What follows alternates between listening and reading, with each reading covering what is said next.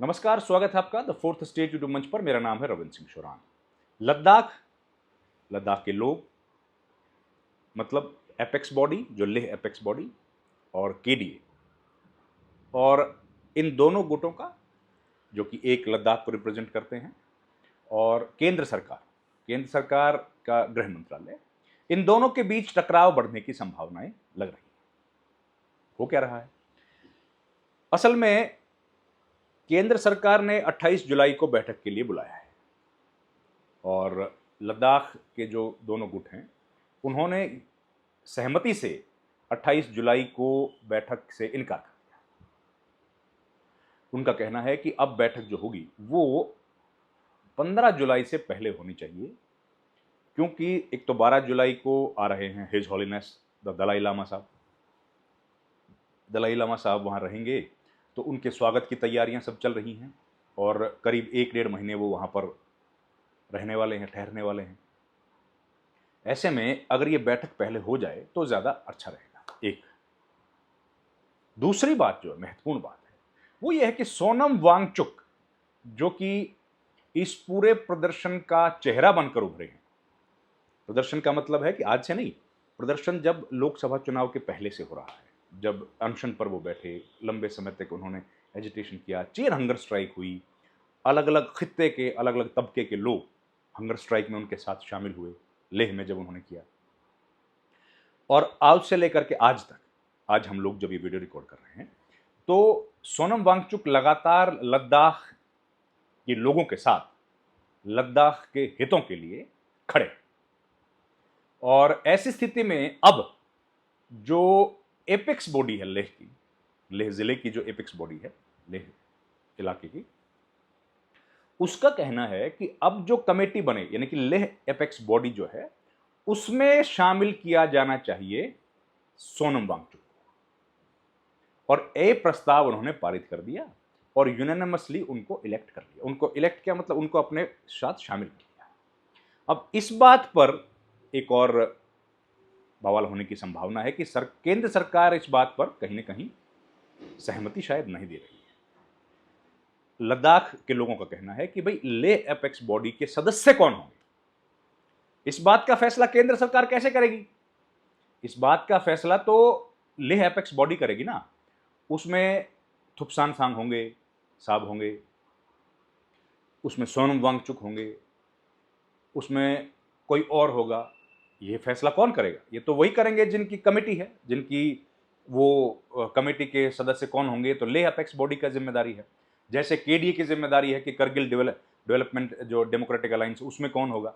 अब ये तो वही करेंगे केडीए के लोग। लेकिन सरकार क्या अब ये डिक्टेट करेगी कि एपेक्स बॉडी और लेह की जो एपेक्स बॉडी है और केडीए जो है उसके सदस्य कौन होंगे? क्या इसकी भी सूचना दिल्ली से आएगी? इस बात पर अब हो गया है विवाद। अब इस विवाद का कैसे सुलझेगा, इस पर सबकी नजरें हैं। 15 तारीख के पहले बैठक करने के लिए रिक्वेस्ट की गई है लद्दाख के लोगों की तरफ से, या लद्दाख की जो दोनों बॉडीज हैं उनकी तरफ से। हाई पावर्ड कमेटी जो है उसको बैठक किया जाए। पिछली बैठक मई के महीने में हुई थी, जून का पूरा महीना चला गया, जुलाई 28 का मतलब एक और लगभग महीना चला जाए।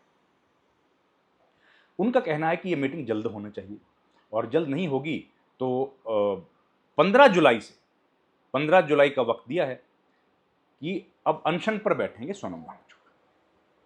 अब सोनम वांगचुक जो पहले से इतनी बार अनशन कर चुके हैं, अब देखिए, पहले उन्होंने अनशन की शुरुआत की लेह में कि भाई जो 4 पॉइंट्स की डिमांड है, जिसमें स्टेटहुड है, जिसमें 6 शेड्यूल है, अलग लोकसभा क्षेत्र हों लेह और करगिल के, पब्लिक सर्विस कमीशन, ये मुद्दों को लेकर वो डिमांड कर रहे थे। ये मांगे मानी जाएं। सबसे पहले उन्होंने लोकसभा चुनाव से पहले अनशन किया और सब लोगों ने, लेह और करगिल के लोगों ने साथ दिया। ठीक है, वो अनशन खत्म हुआ। उसके बाद लोकसभा का चुनाव संपन्न हो गया। लोकसभा का चुनाव खत्म हुआ तो एक बार फिर से बातचीत नहीं हुई, डेडलॉक हो गया, लंबे समय तक बातचीत नहीं हो पाई। तो उनको लेह से लेकर और दिल्ली तक पदयात्रा करनी पड़ी, और दिल्ली में आकर उनको डिटेन किया गया, और उनको डिटेन करने के बाद लद्दाख भवन लेके जाया गया, जो कि चाणक्यपुरी में है।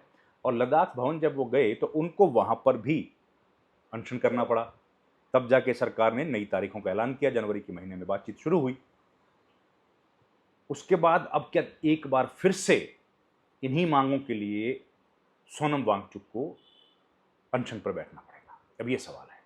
अब लेह के लोग या लद्दाख के लोग ये बात कह रहे हैं कि भाई सरकार हमारी बातें सुनने को तैयार नहीं है, हमारी जो डिमांड्स हैं वो मानने को तैयार नहीं है। मीटिंग पर मीटिंग हो रही है, उनका कोई ज़्यादा बेनिफिट नहीं है। हालांकि सरकार ने इस बीच रिजर्वेशन पॉलिसी मानी है और डोमिसाइल की नीति, इन दोनों पर सहमति अपनी दे दी है, नोटिफिकेशन उसका जारी कर दिया है।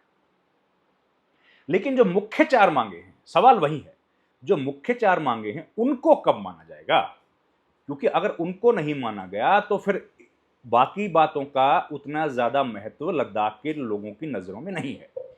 और ये तमाम बातें वो हैं जो बीजेपी की सरकार बनने से पहले बीजेपी ने प्रॉमिस किया था। अब बीजेपी ने एक प्रॉमिस जो किया था वो था कि लद्दाख को यूनियन टेरिटरी बनाया जाए। लद्दाख को यूनियन टेरिटरी बना दिया गया है, लेकिन लद्दाख के लोगों के जो मांगे हैं, अब वो मांगों को मानने के लिए बीजेपी अभी सहमति अपनी नहीं दे रही है, सरकार अपनी सहमति नहीं दे रही। उसी को लेकर ये पूरा विवाद अभी चल रहा है।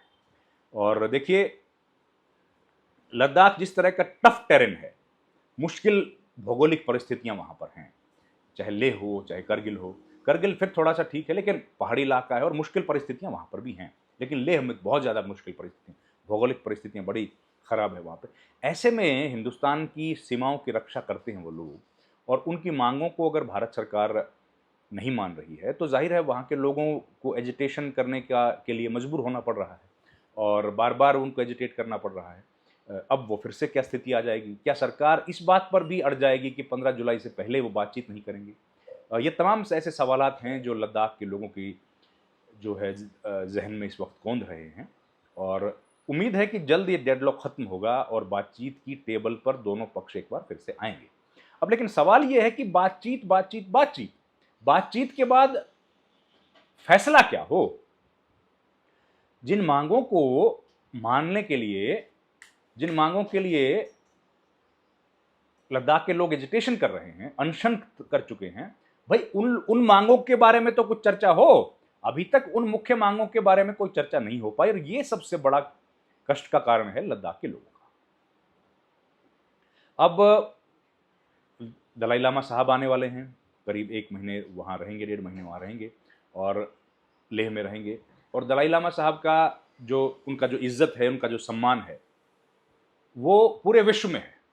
वो केवल एक लद्दाख में हो ऐसा नहीं है, पूरे विश्व के लोग उनका सम्मान करते हैं, और हर धर्म के, हर पंथ के लोग उनका सम्मान करते हैं। तो सब लद्दाख के लोग चाहेंगे कि जब वो रहें तो ज़्यादा से ज़्यादा उनके दर्शन लाभ लिए जाएं, और इसीलिए शायद लोग चाहते हैं, लद्दाख के लोग चाहते हैं कि बातचीत की शुरुआत और बातचीत जो है 15 जुलाई से पहले हो जाए, बातचीत हो जाए।